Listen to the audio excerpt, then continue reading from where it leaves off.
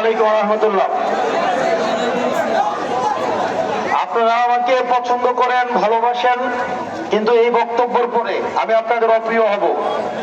আমাকে আপনারা পছন্দ করবেন না। আমি কিছু অপ্রিয় কথা বলবো বাংলাদেশের রাজনীতিতে, যেগুলো মানুষ বলতে চায় না। আমরা স্লোগান দেই না যে নেতা তোমার ভয় নাই, রাজপথ ছাড়ি নাই। একটা সংকট আসলে বোঝা যাবে কয়জন রাজপথে থাকে।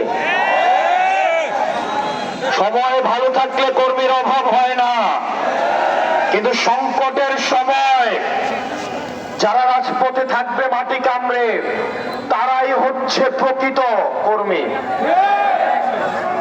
আমার হাজারে হাজারে লাখে লাখে কর্মীর প্রয়োজন নাই।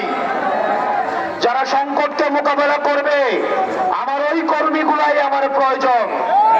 যদি সেটা 10 জন হয়, যদি সেটা 5 জন হয়, ওই কর্মীদেরকে নিয়ে আমরা রাজনীতি করতে রাজি আছি।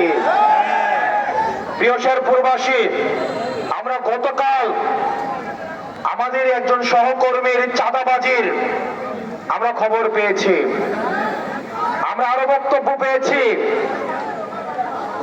আমার এইসব আমার নিজের